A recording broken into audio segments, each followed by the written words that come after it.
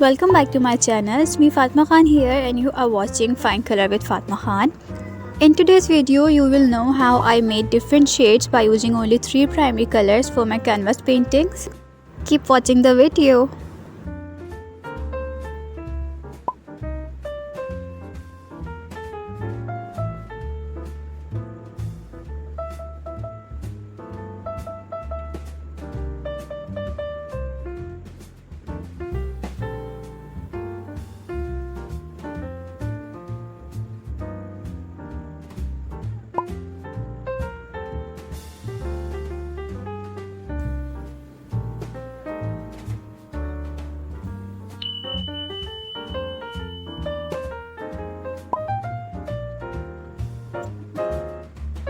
I hope now you know that you only need basic primary colors for making different shades, especially if you are a beginner painter.